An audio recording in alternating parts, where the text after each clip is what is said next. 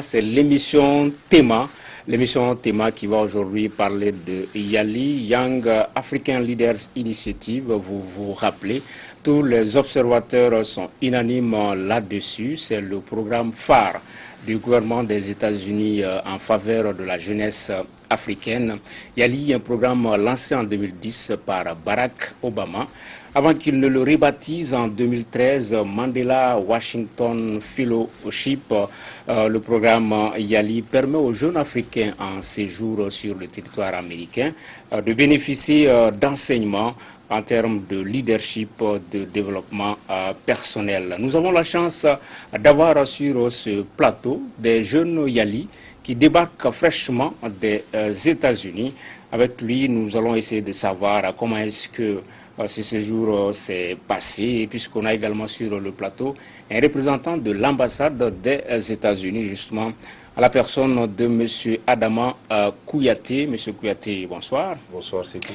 Vous êtes assistant en information, coordinateur des sites de l'ambassade des États-Unis. Avec vous, nous allons essayer de savoir qu'est-ce qui est prévu par rapport à YALI 2018. Sur le plateau également, Bilali Diko, YALI 2017, business developer et directeur général de Empire Consulting, ou c'est Empire Consulting. La prononciation, elle est anglaise ou française? Vous l'avez bien prononcé. Ok, Empire Consulting. Sur le plateau également, Mohamed Doumbia, Baba Wizo, c'est son nom d'artiste. Il est également producteur et CEO de Self-Made Nation. Baba, merci d'avoir accepté notre invitation. Et également Madame Kone Mariam Noum Sidibé, elle est inspectrice des finances, gestionnaire au centre des impôts. Bonsoir Madame. Bonsoir, merci d'avoir accepté notre invitation. Première question, Bilali Diko, how was this trip? It was great. C'était exceptionnel. Okay. Franchement, si je dois décrire le Mandela Washington Fellowship, je dirais que c'était la plus belle expérience de ma vie. Je ne pouvais jamais imaginer en fait que j'allais bénéficier d'une telle formation, surtout dans une université du Ivy League. Le Ivy League, c'est la ligue des 8 meilleures universités américaines.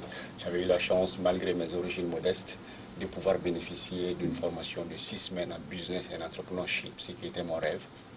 Avec des experts américains, j'ai rencontré des gens extraordinaires et appris de la culture américaine. C'était impeccable, franchement. Ok.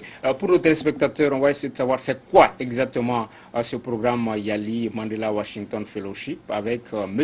Kouyaté qui représente l'ambassade des États-Unis au Mali autour de ce plateau. M. Kouyaté, c'est quoi YALI pour nos téléspectateurs qui ne le connaissaient jusque-là pas? Ok. Merci à Sekou, merci aux téléspectateurs. D'abord, le programme YALI est un programme de leadership qui a été lancé en 2010 par le gouvernement américain. Et depuis lors, il y a des milliers de jeunes Africains qui ont bénéficié du programme. Donc l'idée même du programme, c'est d'aider la jeunesse africaine à renforcer ses capacités en termes de leadership, en termes de civisme, en termes d'entrepreneuriat et plein d'autres choses. Donc le programme, c'est 6 semaines. Ça se passe aux États-Unis et les dossiers de candidature, tout se fait en ligne. Vous êtes un ancien YALI avant de travailler à l'ambassade. Oui, avant de commencer de travailler à l'ambassade en 2014, moi j'ai participé au programme. Et tout comme Bilal, vraiment le programme, ça change carrément notre façon de voir les choses. Je peux même dire que ça change carrément nos vies. Ok. Madame Kone Mariam Noum Sidibé, est-ce que ça a changé votre façon de percevoir? Déjà, vous étiez dans quel état, vous? J'étais à Georgia State, notamment à Georgia State University, à Andrew Young School, Policy of Studies. J'étais en track public management. Donc j'ai beaucoup appris de la façon de faire des Américains. J'ai su comment ils collectent les impôts. Ça, j'ai vraiment aimé. J'ai vu que les Américains payent les impôts avec aisance, ce qui n'est pas le cas chez nous. Nous, il faut contraindre nos contribuables, nos citoyens à payer leurs impôts. Alors qu'aux États-Unis, ce n'est pas le cas. C'est ancré dans leur tête, ils payent les impôts avec plaisir. Et tout le monde le fait avec plaisir. Aussi, j'ai appris beaucoup du leadership. J'ai appris à concevoir un projet, à monter un projet. Et là même, j'ai monté un projet que je veux mettre en place dans une année. Et je remarque que vous avez appris à surmonter le trac, puisque avant l'émission, voilà, c'est parce que vous disiez que, voilà. Monsieur Doumbia, vous êtes artiste, hein, vous, si on devait contextualiser les séjours par rapport à votre profil, qu'est-ce qu'on peut retenir? Déjà, je dirais que ça n'a fait que conforter l'idéal que j'avais. Tout à l'heure, vous avez parlé de l'idéal self-made nation, on peut tout faire soi-même. J'ai appris que quand on veut, on peut. Déjà, il faut avoir confiance en soi. Il ne faut pas voir les différentes barrières qu'il y a autour. Il y a des gens avec peu de moyens qui font beaucoup. Aux États-Unis, on peut le constater. N'importe où, il y a des gens qui laissent l'université, mais qui réussissent quand même. Il y a des gens fraîchement sortis de l'université qui ont des business tout autour, dans Austin et aux alentours, des business qui marchent et qui sont devenus des business, des multinationales aujourd'hui. D'accord. Bilali, sur vous, vos 6 semaines là-bas, les points saillants, ils peuvent être quoi par rapport à ces 6 semaines de séjour aux États-Unis? C'était comment démarrer un business. Vous avez une idée de projet, mais vous ne savez pas par où commencer. Nous, notre formation était essentiellement basée sur le design thinking. Avant de démarrer un business, il est important de connaître la cible, de connaître qui est-ce qu'on veut servir. Donc, on nous a appris essentiellement des outils pédagogiques qui nous aident à connaître d'abord le client et ensuite innover dans notre domaine pour pouvoir lancer un business qui est viable dans le temps. D'accord. Madame, on peut dire aussi, ce genre de séjour, c'est du donner et du recevoir. Vous êtes malienne, mais j'imagine qu'il y avait d'autres nationalités. Comment est-ce que ce brassage, comment est-ce que ça s'est passé à ce niveau-là? Bon, je pense que ça s'est bien passé, d'autant plus que les ambassades nous avaient déjà reçus pour nous expliquer un peu le programme, comment ça allait se passer. Moi-même, je partageais mon appartement avec une Tanzanienne, une Sud-Africaine et une Ivoirienne. On est vraiment devenus des amis. On s'appelle tout le temps. Tous les jours, on s'envoie des messages. On s'appelle tout le temps, les anniversaires et tout. C'est comme si on se connaissait. Le Yali, c'est une expérience qui se vit. Je ne sais pas comment expliquer. Il faut vivre l'expérience pour pouvoir expliquer. C'est une expérience qui se vit, elle ne sait pas comment expliquer. Vous pouvez ajouter quoi à vous, Doumbia? En fait, c'est un peu, comme j'avais dit lors de notre PDO, avant qu'on parte, moi je voyais ça comme une visite de différents pays sans vraiment y aller. En fait, c'est un peu l'expérience que j'ai eue quand j'ai découvert différentes cultures, différentes personnalités. J'ai un peu découvert tous ces pays différents parce qu'il y avait 19 nationalités dans notre institut. Donc j'ai découvert 19 façons de penser, 19 façons de faire différentes qui aujourd'hui me servent un peu dans tout ce que je fais. D'accord. Ça, le mérite peut-être revient à l'ambassade des États-Unis, le gouvernement américain. Vous êtes de mondes différents, de profils différents. Mais Kouyaté, comment est-ce que vous parvenez à assurer ce concentré de profils, la sélection par rapport au dossier? Comment est-ce que ça se passe pour pouvoir prendre part au programme Yali? On va parler de Yali 2018 déjà, mais déjà, ce brassage-là, ça s'effectue comment? D'accord, merci. Donc d'abord, le processus de sélection, ça se fait en ligne. Il y a un site web, je pense que d'ici la fin de l'émission, on va le dire. Tout se passe en ligne. Et je vais même profiter de cette occasion pour dire que le processus de sélection commence demain, 13 septembre.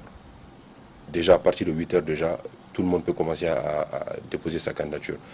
Donc, les critères de sélection, d'abord, il faut être citoyen d'un pays de l'Afrique subsaharienne.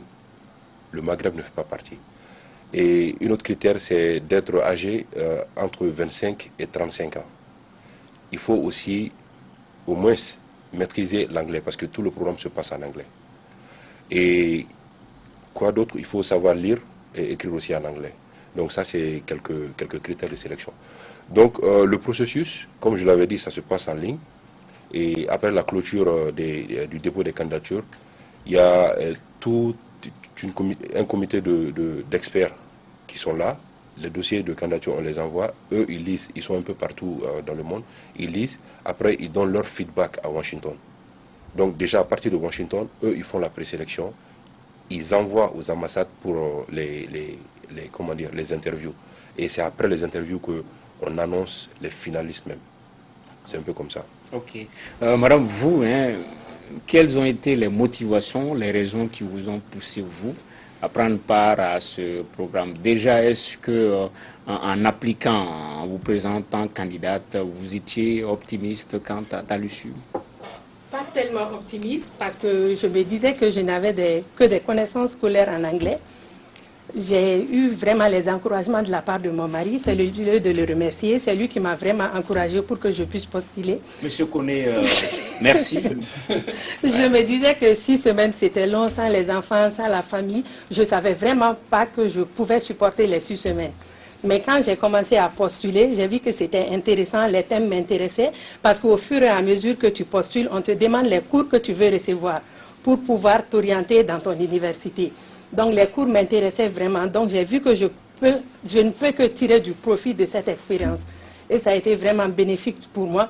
Désormais, je vois ma carrière professionnelle différemment. D'accord. Bilali, pourquoi? Les raisons? D'abord, je voulais faire la différence dans ma communauté.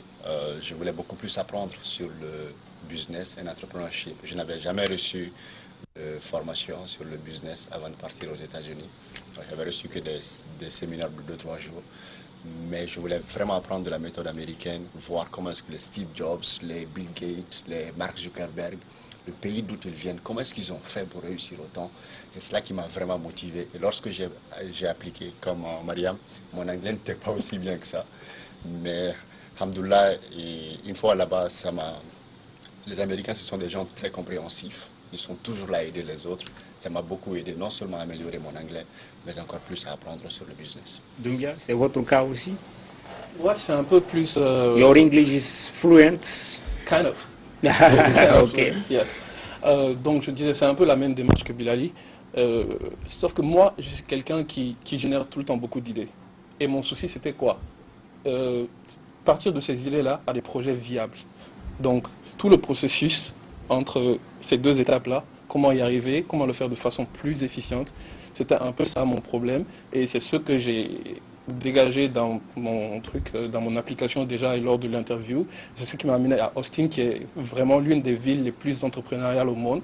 D'ailleurs, j'invite tous les entrepreneurs qui sont au Mali à faire un tour là-bas, parce que là-bas, tout est une opportunité de business. Tu te lèves le matin, la porte qui s'ouvre, peu importe, tout est une opportunité de business à Austin. C'est ce qu'on vous inculque là-bas comme culture, et c'est comme ça que les gens vivent business là-bas. D'accord. On va peut-être entamer la deuxième et dernière partie de l'émission.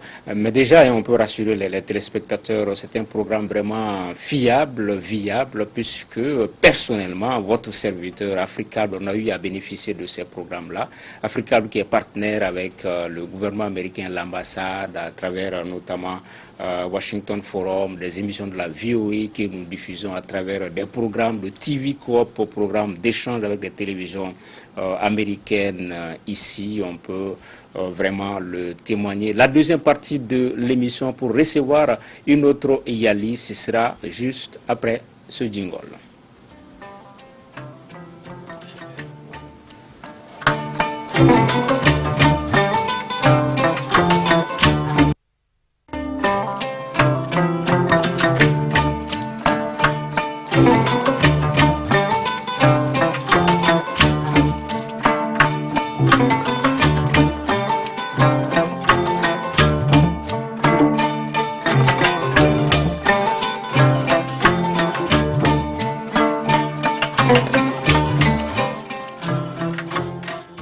Voilà le temps de recevoir donc Rahama Nantoumé, qui est journaliste chercheur, qui a également bénéficié de ce programme. Rahama, vous étiez dans quel état, vous? J'étais à l'université de Delaware. À rappeler que Delaware, c'est la première state des États-Unis. Voilà, donc j'étais là-bas au track Civic Leadership. Et racontez-nous comment est-ce que ça s'est passé. Oh, j'ai vraiment aimé le séjour là-bas à l'université de Delaware. On était plutôt basé sur l'engagement civique, le community engagement. C'était vraiment quelque chose de bien qui nous a vraiment appris beaucoup de choses. Et puis on a beaucoup voyagé dans mon état aussi. Voilà, on a découvert d'autres cultures parce qu'on a découvert que Delaware à New York à Washington, la vie américaine c'est vraiment différent. L'Amérique, comme on le dit, c'est vraiment genre une métropole. Voilà, là où tu trouves tout le monde, là où tout est fascinant en fait. Donc c'était vraiment un programme génial qui nous a appris beaucoup de choses. Ok, je me retourne vers vous, Monsieur Kouyaté. Il y a beaucoup d'idées reçues de la part des jeunes Africains, des jeunes Maliens qui pensent que pour bénéficier de ces bourses-là, il peut y avoir du copinage, il faut connaître quelqu'un à l'ambassade des États-Unis, il faut un coup de piston. Est-ce que c'est vrai ou est-ce que c'est une idée reçue? Ça, c'est totalement faux. Et je pense que ceux qui sont avec nous sur le plateau aujourd'hui peuvent témoigner de cela. Vous n'avez pas besoin de connaître quelqu'un à l'ambassade ou bien de connaître quelqu'un aux États-Unis pour pouvoir postuler pour ce programme. Tout est transparent. Le processus de sélection, tout est transparent. Donc, ces rumeurs, ce sont juste des rumeurs, ce n'est pas vrai. Il faut aller sur le site web. D'ailleurs, je vais annoncer le site web. C'est yali.state.gov. Comme on écrit Yali, c'est YALI.state, ça s'écrit STATE.gov. Donc yali.state.gov. Tu pars là-bas, tu vas voir l'application et puis tout le monde peut postuler.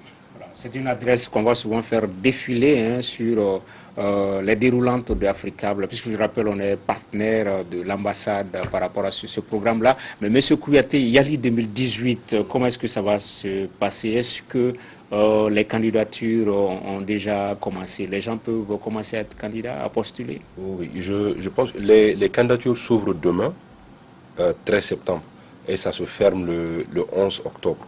Donc les gens sont pratiquement un mois pour pouvoir postuler. Donc les critères, je vais reprendre les critères les plus saillants, c'est d'être citoyen d'un pays de l'Afrique subsaharienne, être âgé de 25 à 35 ans, et parfois aussi on a des candidats qui ont un peu moins que 25 ans, mais s'ils sont très brillants, on fait tout pour pouvoir les prendre. Donc il ne faut pas que l'âge soit une barrière. Tant que vous savez que vous êtes leader dans un domaine, essayez de postuler. Même si votre anglais n'est pas parfait, essayez de postuler. D'accord. Voilà. Rahman, quel est l'appel que vous avez à l'endroit de vos jeunes frères, de vos jeunes sœurs, vu ce que vous avez vécu là-bas aux États-Unis, pour qu'ils puissent postuler en nombre à Yali 2018? Le message que j'ai à tous les jeunes du Mali, c'est de ne pas prendre la langue comme une barrière, en fait. Les autres peuvent le témoigner, on s'est tous améliorés là-bas. Personnellement, je n'étais pas aussi fluente en anglais comme quand je partais, en fait. Donc, je me suis beaucoup améliorée. C'est l'opportunité, en fait. Parce que tous les séjours que vous allez passer avec les autres, donc vous aurez l'occasion de vous améliorer tous les jours. Donc, dès que vous avez la base et que vous pouvez comprendre et communiquer l'idée que vous voulez faire véhiculer, même si ce n'est pas correct, parce qu'il faut le dire, souvent on a la complexe de parler notre langue, même si... Moi, souvent, je conjugue le passé au présent, mais l'essentiel est que les gens arrivaient à comprendre ce que je disais. Et au fur et à mesure, ça m'a amélioré. Donc, je veux que les gens postulent. Dès que vous avez une idée, soit dans le domaine du public management, civic leadership ou business and entrepreneurship, et puis le 4e track là, voilà, sur l'énergie. Donc, de postuler. Et puis, nous sommes là, en fait. Si vous avez des blocages et tout, donc nous sommes là pour aider. Il faut postuler. Le Mali était juste à 10. Ok. Bilali, qu'est-ce qui va être fait à ce niveau-là? Vous avez bénéficié du programme, vous êtes de retour au pays. Est-ce que vous allez laisser les jeunes frères, vous, qu'est-ce que vous allez faire en termes d'accompagnement des jeunes, les futurs Yali, à votre niveau? Alors, en fait, nous avons un engagement. Les Américains ont une culture, c'est que quand vous recevez, vous devez donner. Une fois ici au Mali actuellement, nous devons faire un retour d'expérience à la communauté de jeunes qui n'ont pas eu la chance d'y aller. Car rappelons-le, on n'était que 10, donc il y avait plus de 400 personnes qui ont postulé. Donc notre mission aujourd'hui, c'est à travers l'association Yali Mali, de pouvoir mettre en œuvre des actions au cours de l'année qui va, à partir de maintenant, pour partager notre expérience, aider les jeunes qui aimeraient apprendre beaucoup plus sur le leadership, sur l'entrepreneuriat ou le public management, pour les aider et leur faire partager notre expérience. Doumbia, la capitalisation? Déjà, je dirais, en tant que bon philanthrope, on ne peut que souhaiter l'expérience Yali à tout jeune qui a envie de faire changer les choses ici. Donc j'exhorte tout le monde déjà à aller demain sur le site, à prendre les différentes informations, à prendre le temps pour remplir leur application et envoyer. Surtout, il faut être vrai dans l'application. Il ne faut pas donner à quelqu'un pour qu'il le fasse, tout ça, parce que lors de l'interview, c'est ça qui va payer.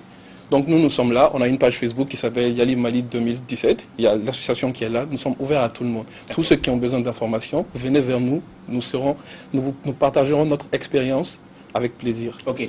Monsieur Kouyaté, je me rappelle avoir reçu les premiers Yali sur ce plateau. C'était les Mariam Diallo, Dramé Mariam Diallo, Fatoumata Sango, Fatoumata Touré. Elles, ce qui les avait marqué, c'était cette rencontre avec Barack Obama. Et on a vu malheureusement Bilali, Raha, Doumbia n'ont pas eu de chance. Ils n'ont pas rencontré Trump. Qu'est-ce qui s'est passé à ce niveau-là?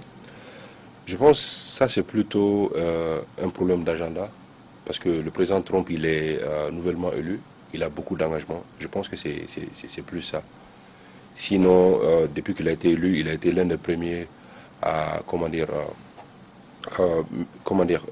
soutenir le programme.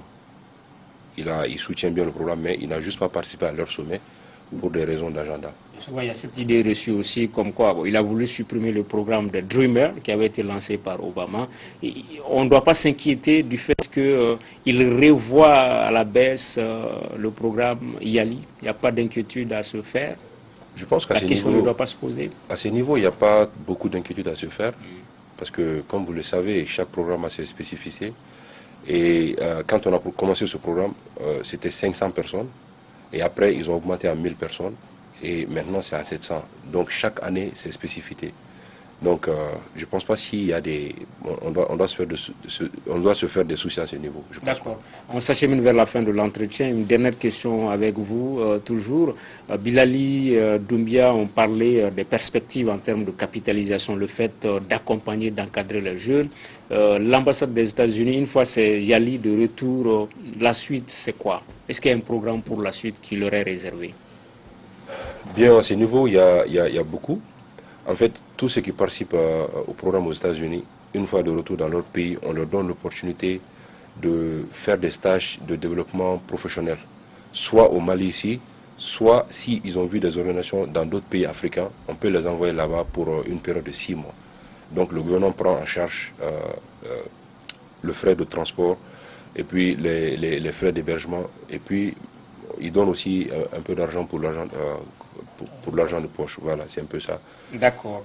On est en train de s'acheminer vers la fin de l'émission. Raha, un dernier tour de table en guise de dernier mot.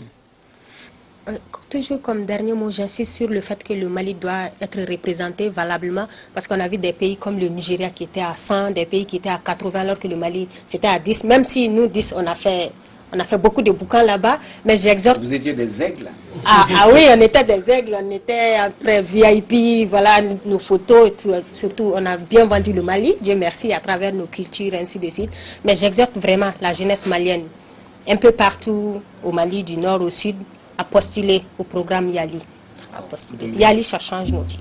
Oui, guise de dernier mot, je dirais que l'expérience YALI, c'est beaucoup plus qu'une question de partage.